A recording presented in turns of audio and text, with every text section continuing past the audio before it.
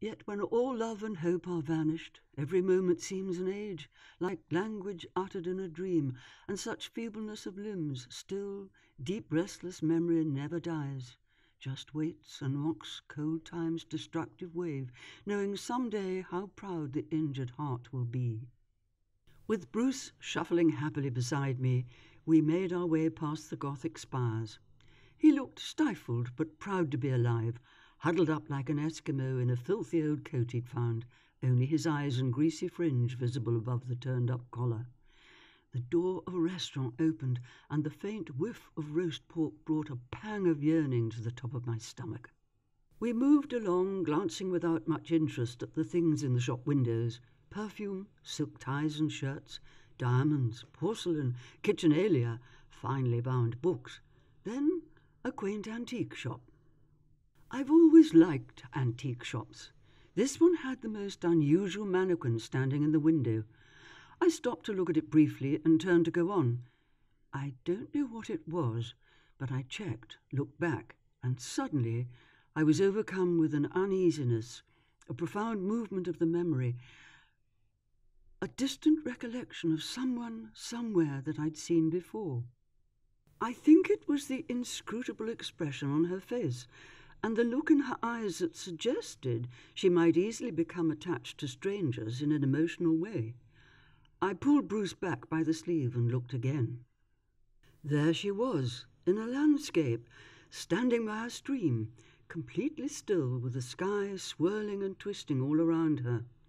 Attached to her foot there was a little plaque, and on it was written her name, Jane, circa 2090. Nothing else. In the Eternal City, very little was known with any certainty about von Klapp's most famous and widely copied plastic model, except that her name was Jane.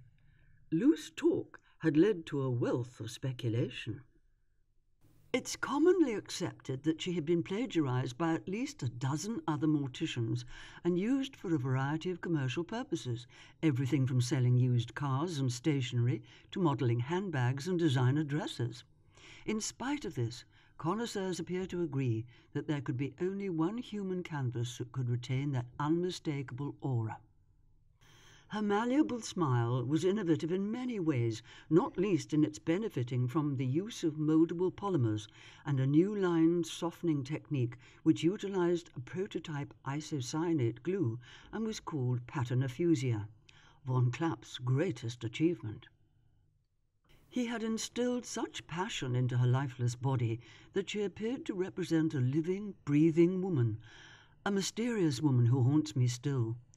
A work of beauty that provoked instant shocks of recognition from every passing shopper who happened to glance into the window of Wilfred Berlitz's fine antiques on Arcadia Road. A connoisseur like you would say that she had reduced the beauty of the Mona Lisa to the level of a second-class postcard from a package resort. But at the heart of any attempt to understand Jane laid a paradox. The most famous of all plastics was also the one about which most knew virtually nothing with any clarity. As an antidote to all the lavish words that have been penned about her over the years, experts began with a down-to-earth description of her verifiable physical attributes and the technology employed to keep her in the world.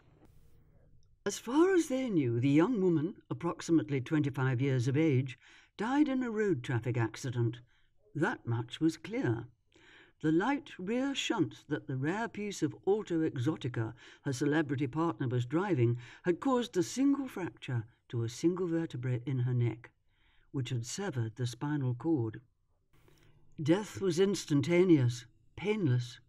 Even the rescue services couldn't believe what they saw when they opened the door of the car to a young woman who appeared to have fallen asleep at the dashboard, with her eyes open. First-time viewers who had only ever seen her in the news or in the pages of a magazine often commented on how tall she was. They know from the record of possessions that she wore very high heels in life, and that this extra length was often carried through in her copies. It appeared that her glossy blonde hair had been trimmed several inches, probably in the early days by one of von Klapp's unthinking assistants. Needless to say, her remains were prepared in the complicated and painstaking way recommended in von Klapp's book, The Treatise on Embalming. According to chapter and verse, the primary infusion of mastic should be saturated with the essence of lily. This would have been followed by 2 or 3 pints of a solution of alcohol and the isocyanate mixed with mercury chloride. And then finally, there was the pint of boiled linseed pumped into her under high pressure. Once the surface of her skin was completely dry, she would be washed down with the suds of antibacterial soap, this being to remove any traces of greasy fingerprints, and then coated with varnish. Finally, Jane, who had been one of von Klapp's most treasured showpieces, would have been buffed to the edge of life with a high-speed drill fitted with a lamb's wool pad. There would be no rest until her finished surfaces shone as though she had been fitted with colorized panels of ivory.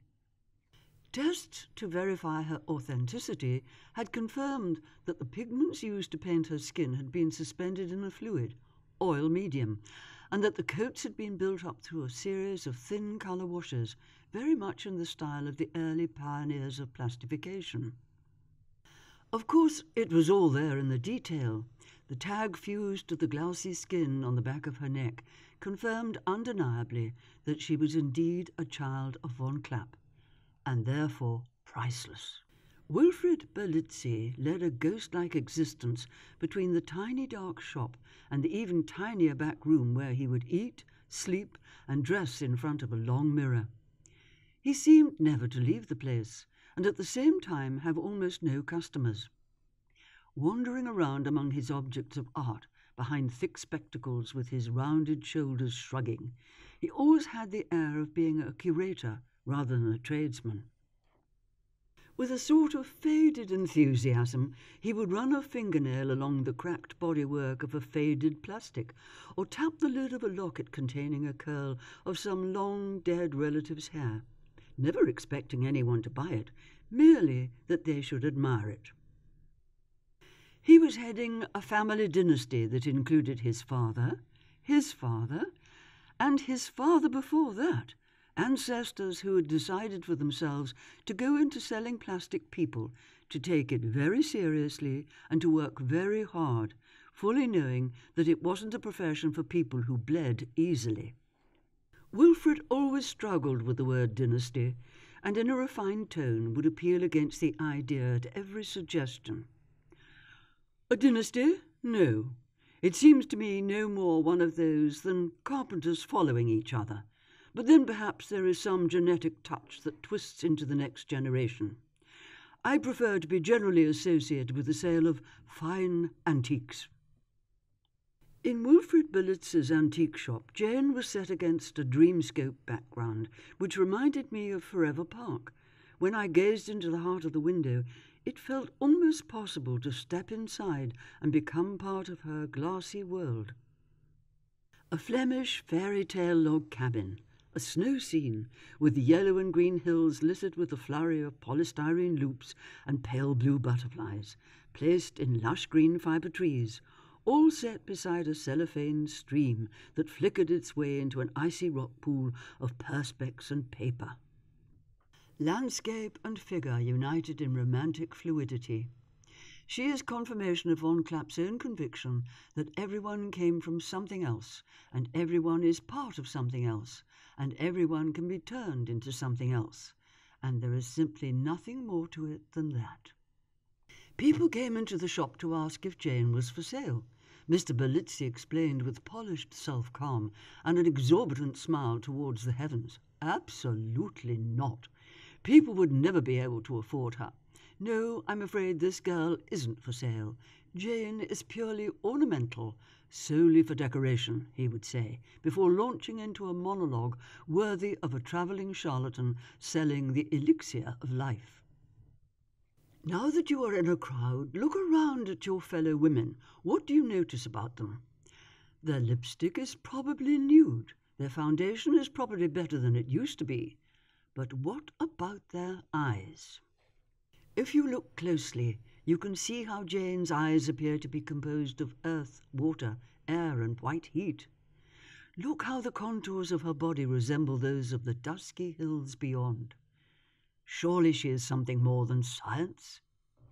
Look for yourself.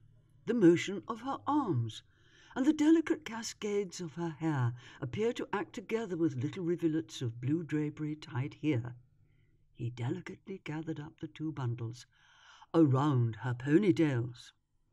To fully expose the goods inside the shop, Berlizzi pulled back the window curtain, cleared his throat, and once the crowd had increased sufficiently in numbers, turned up the volume. Ladies and gentlemen, see how the spiral folds of the veil evoke the gentle ripple and flow of the flakes from the snow machine.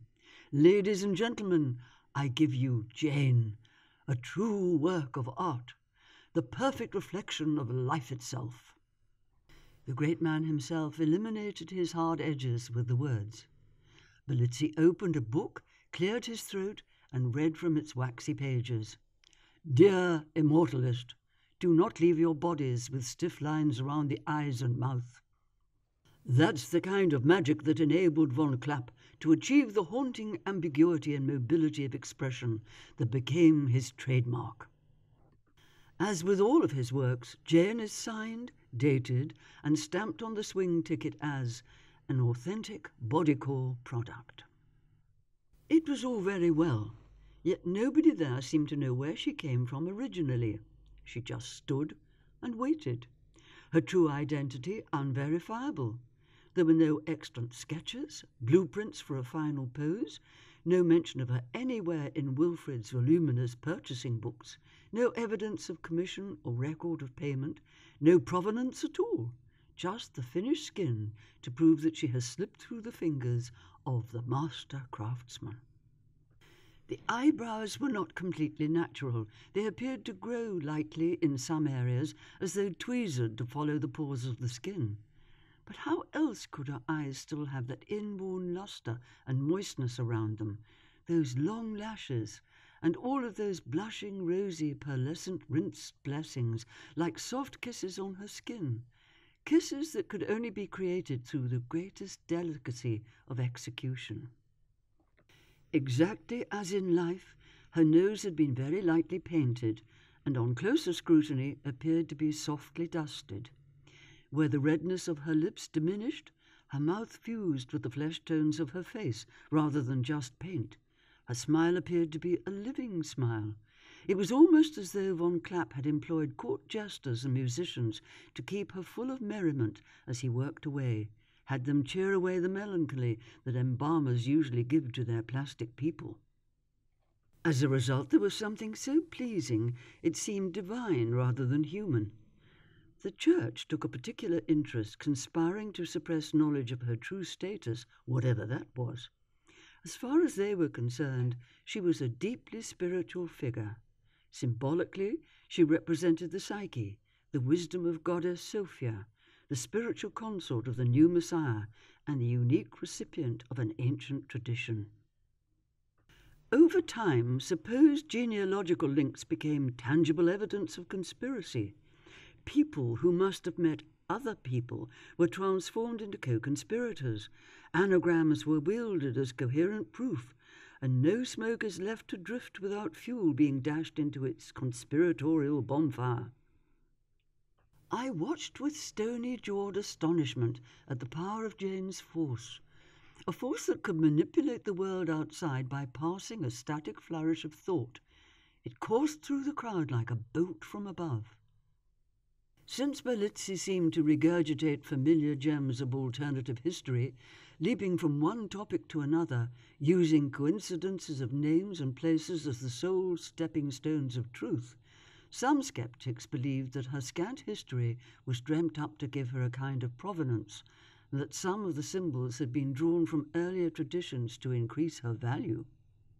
Others were convinced that she was the inheritor linked with the maverick of a secret tradition, and that some medieval entity with a secret agenda managed to destroy all texts that mention her. Through all of this was the resounding notion that Wilfrid Berlizzi was the guardian of the secret tradition, and that he was listed as one of the Grand Masters of the Priory of Sion. The few friends that secretly knew Jane personally came to see her in her plastic condition. I thought that I recognized them from Cleopatra's, and they were amazed to find that she appeared as alive in death as she was in life. Of course, if she really was alive, it would be a compelling routine, like a street performer who had been standing motionless with the thought that all could be lost in the blink of an eye, waiting for a coin to drop in a paper cup. Of course, I am one of those people who knew Jane in her previous life, and what I'm about to tell you is all I know. She always had a flair for business, not all of it legal. She began working on her father's clothing store on Petticoat Lane in the late 70s, but as a teenager she fell in with a fast crowd and spent the next 5 years ducking and diving to finance her lifestyle. In the early 80s she took even bigger risks. While sporting shorter skirts, she began mixing with gypsies, the criminal underworld, and other members of royalty in Cleo's casino. And here their stereoscopic eyes seemed to get everywhere. A tiny insect landed on Jane's shoulder in the form of a locust. Its antennae began to sweep over her. "What's it doing?" I asked the man standing next to me. "It's a toucher. They employ radiation to heat up cold surfaces to check for any signs of genetic or ideological data. They have a microprocessor that deploys sound and visual effects to test for any presence of mind or behavioral changes. They're probably trying to find out whether she still has the capacity for self-realization." I thought that as the window displays change through the seasons, so might her ideas on morals and responsibilities. If it was a bug, its transmitter would be relaying images to its handler.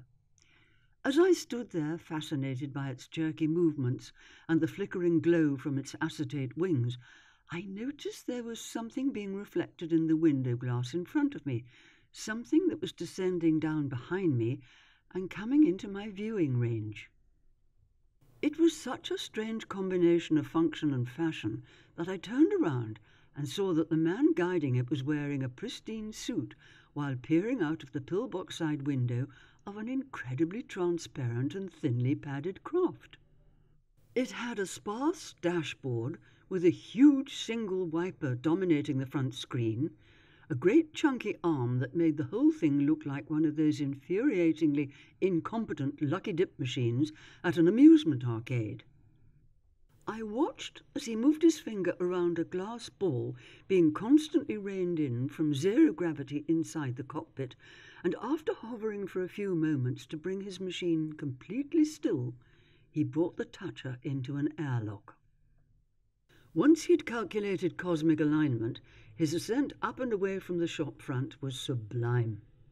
While the entire craft began to tilt and rock, I thought to myself how far in advance his mathematical dexterity must have been, and watched a quicksilver bubble zip up towards the Gothic towers of Arcadia Road and shrink into the busy sky traffic.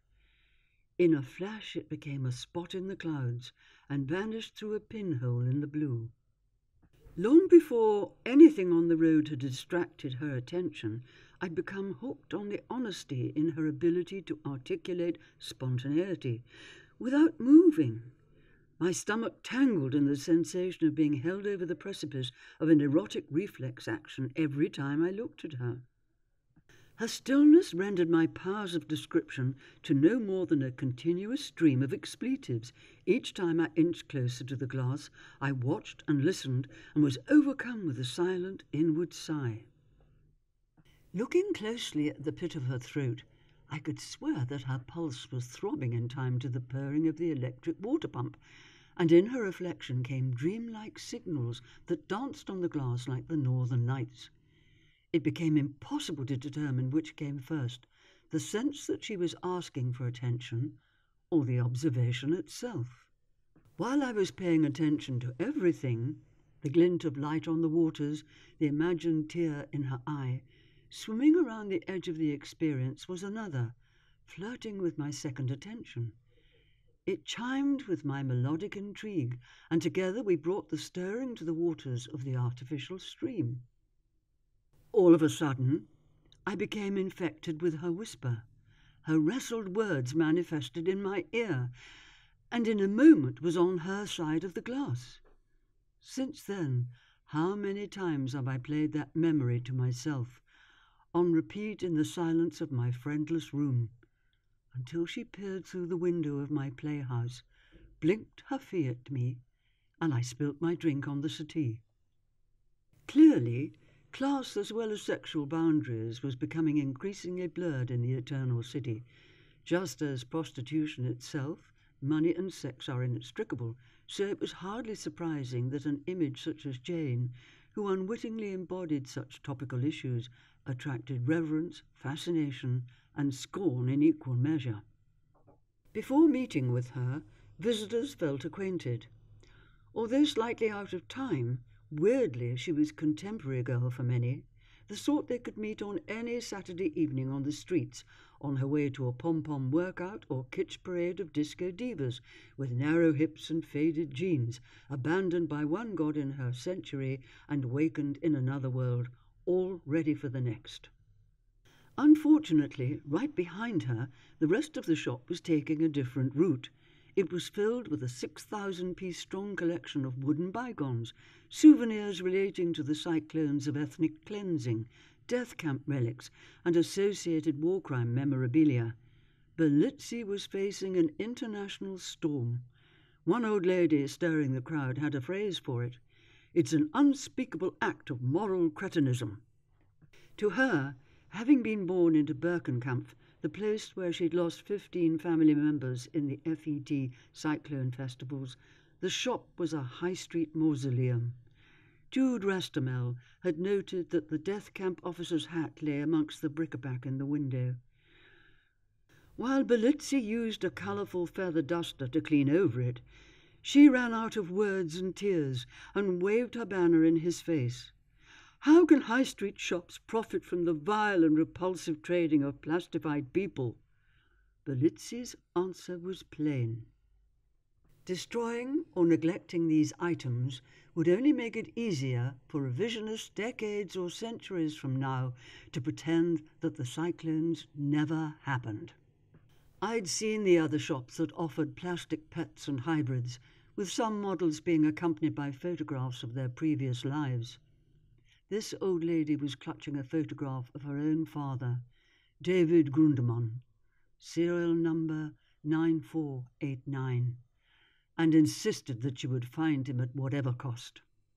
There were many professional critics who delighted in pouring scorn on Jane and the fatuous window display, and yet in the same column space they would express utter bewilderment. The indolence and luxury of the handsome doggy in a carriage and the cat with its staring eyes and phallically upright tail, bound to attract attention. The crowd peered deeper into the window while Belitzi used a feather duster to whisk away any traces of fluff from her stiff shoulders, and very soon the whole show was elevated to cult status, with local travel agents offering excursions for the devotees who might cross 9 time zones and 6,000 miles to pay homage to what so many had come to consider an elaborate hoax, or at the very least an unknown and therefore not to be trusted relic. Others were more bullish, claiming that Belitzi was the receiver of stolen goods, and then pushed their way to the front of the crowd to look on like voyeurs with fetish-full eyes. And then, of course, there were the religious fanatics who queued all morning for the freeze-dried commemorative trinkets, granules of Jane that came in a glass vial and could be inked into a tattoo. Belitzi didn't seem to care much for these types. He had adapted well to living in a land where so many of its people defined themselves by religion that he would never risk exhausting himself with demonstrations to prove the non-existence of God. He just knew that he didn't work for him. In high school science lessons, he would turn up the flame on the Bunsen burner to try and find him, and then saw that as a blueprint for his own life, living it in the fast lane, born into the old days of the Eternal City, when the saying "putting the cart before the horse" meant just that. His view was that even if God did exist, it would make no difference to his point of view. In his world, everything was permitted anyway, And besides, the real problem, he says, is not that of his existence. What man needed was to find himself again, and that's just what Berlizzi was doing. Twaddling his way around his shop in a realm where there are only men and hollow shell-like relics of another time, sometimes it was difficult for him to deal with abandonment, but he still believed in love. Even death couldn't end his affair with it. His wife was gone with just 3 words: malignant, inoperable, advanced. Each word, he said, more intense and damaging than the one before. It was the loss that impelled him. Berlizzi seemed to confide in Jane, and his words were recorded for all time within her jumbled sort of mind, full of broken toys, written upon a heart full of glue, which was, after all said and done, still a heart in this heartless world. He thought that moving on and coming to terms were expressions of betrayal and unforgivable selfishness. To him they meant that the lover had abandoned the loved. And so, in sleet, rain and snow, Berlizzi would go. It was necessary and unquestionable, and the catacombs were only a stone's throw away. He would visit Zara every day, and among the smoke and fog of a November morning, the scene would arrange itself, as they sometimes do, with "I have saved this morning for you" on his lips, by the sodium glow of 4 lights in a darkened room and 4 rings upon the marble overhead. He would have breakfast beside her, unfold a white tablecloth across the floor, eat scrambled eggs, drink a grapefruit cocktail, and just talk to her.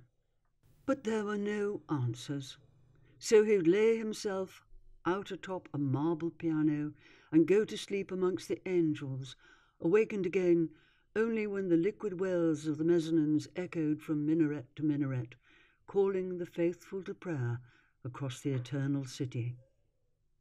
With Jane, Mr. Berlizzi seemed to be playing a game with the art world, the cold and naked mannequin. A feline of mysterious sensuality, read the show card, placed next to the cat which welcomed the crowds that came to visit the shop every day without fail, most of them academics or of a feminist persuasion, who for the most part were far more interested in her social history than in art or aesthetics. They took photographs and measured her through the glass that separated them in order to realize her true height as best they could.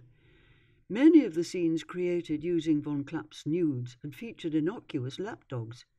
There was the lapdog in a pram, but it was the aroused wildcat next to her that caused the most comment, while the flowers and butterflies served to offset the paleness of Jane's astounded howl, which Mr. Berlizzi would knock from time to time to fill the hearts of the awestruck crowd, and the shop with the sound of a trusted canoe. He would do nothing to deflect the growing attention. Indeed, he encouraged enthusiasm at any given opportunity, and flung open the door when the crowd really swelled. "Art could never exist without her," he exclaimed. Caught mid-gesture in a taut pose, with that slightly austere look of nature that only von Klapp could have placed within her eyes, and in marked contrast to the languorous sensuality of most of the other plastic nudes of the time. With jealousy being such a twisted cord, she was regarded by many of his contemporaries as thoroughly obscene. In the papers she became bywords for stolen and skinny sexuality. As far as Berlizzi was concerned, even her lack of obvious voluptuousness conformed to the fashion of the day. "Simply divine," he added, carefully adjusting her hair. A voice on a milk crate shouted from the crowd, "Could be a work of the devil for all we know. It's his business to pervert the truth and mimic the divine. Perhaps we should acknowledge his craftiness for copying certain things of the divine into her." As far as I was concerned, I already knew Jane intimately, so none of it mattered.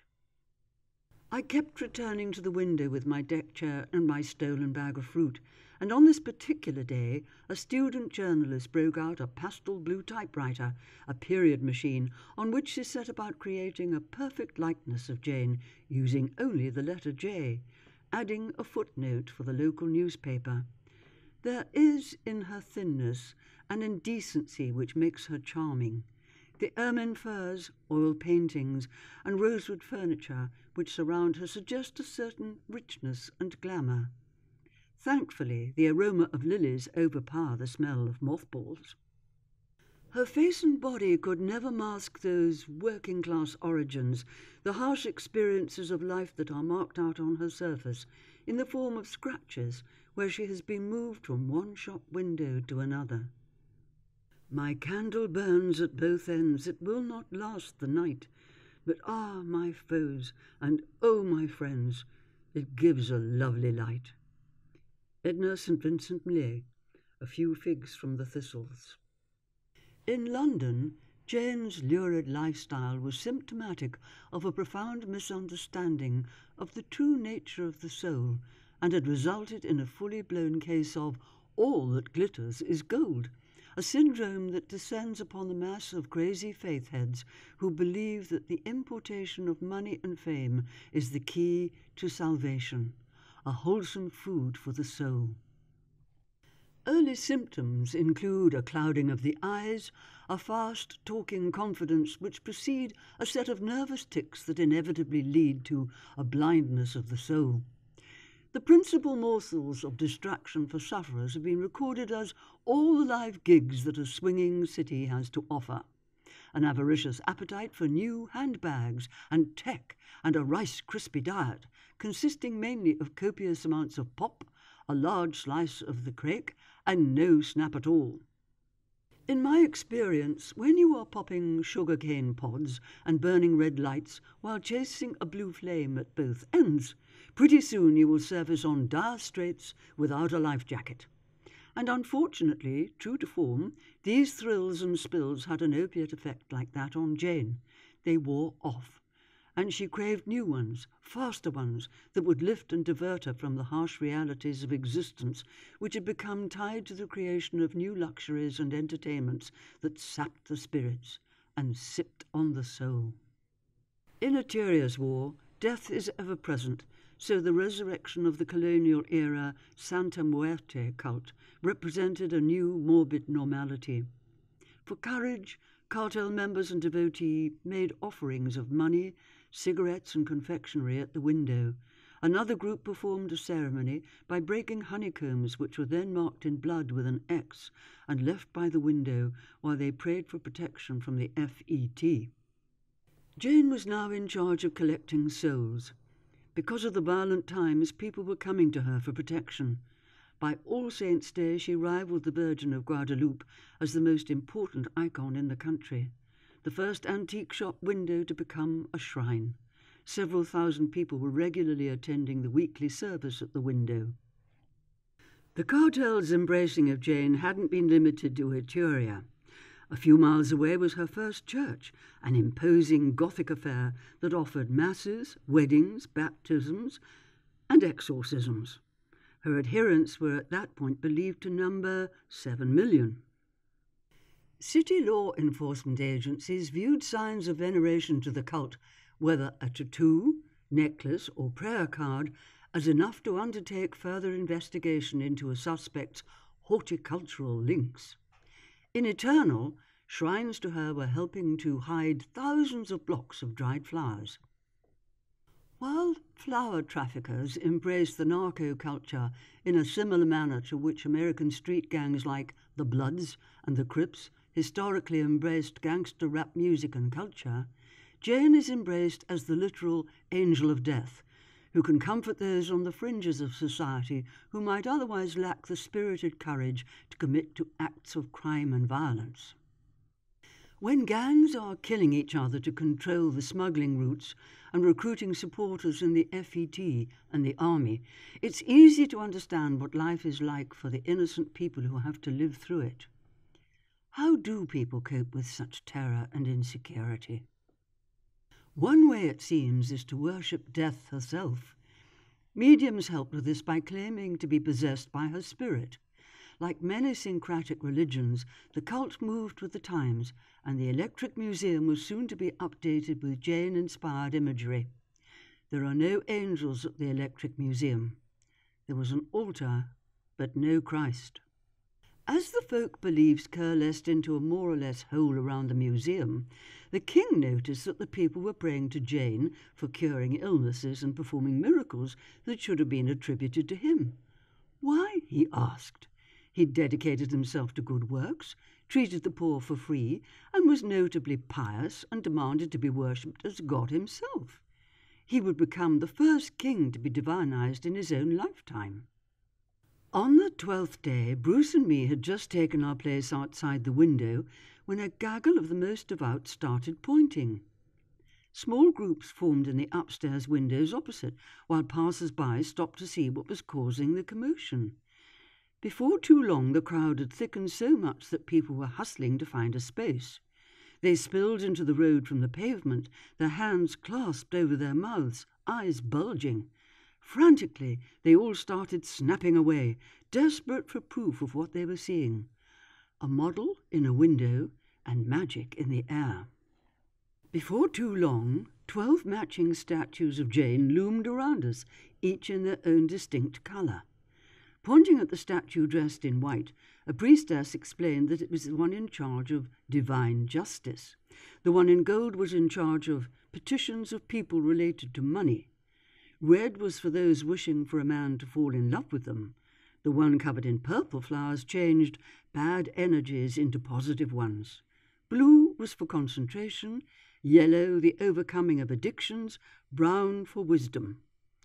Seeing one dressed in black, I asked what it was for. Absolute power, the priestess told me.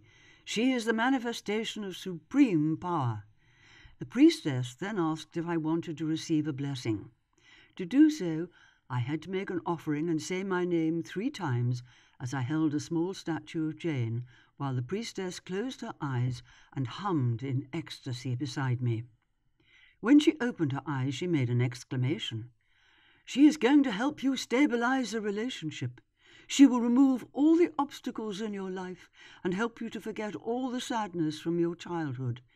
You deserve it, she said. She let go of my arm. See, she's very strong, very powerful. You have been protected by Jane.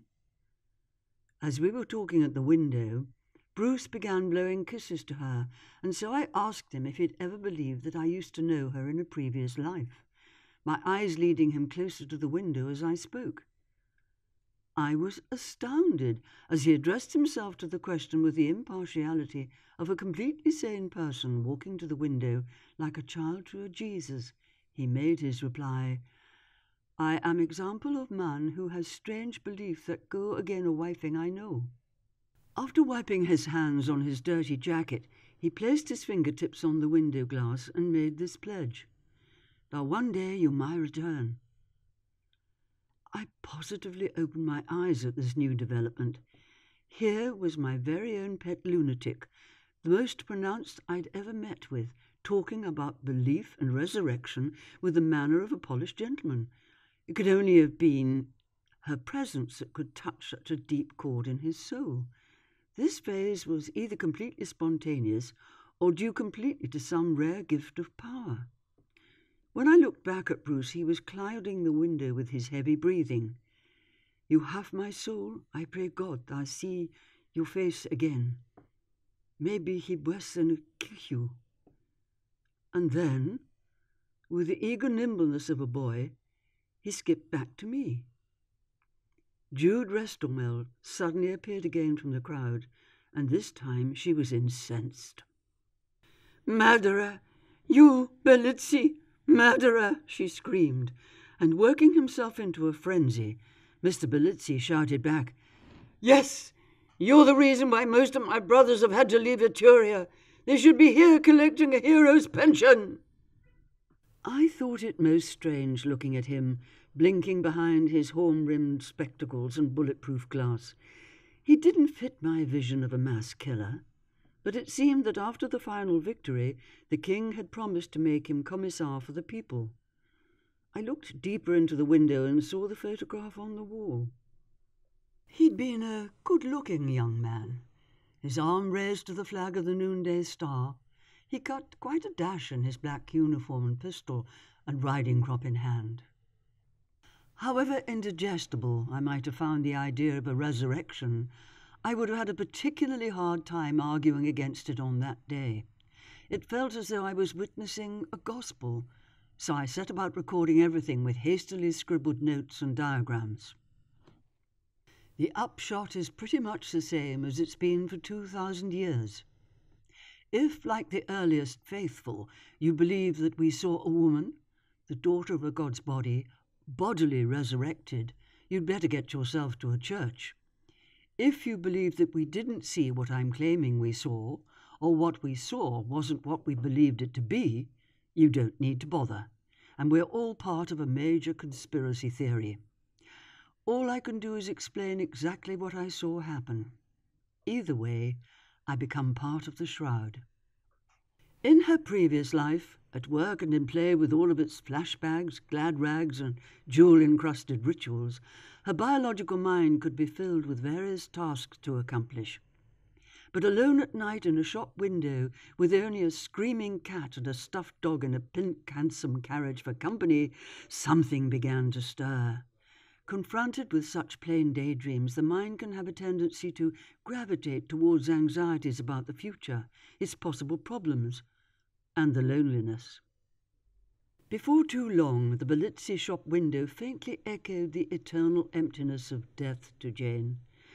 Standing in the middle of an antique collection, with no need to worry about work or finding food, suddenly an old human feeling was reborn into her plastic legs. Boredom. At first it was thought that she'd been visited by the local incubus. That was the height of folly, and not crude enough, claimed so many.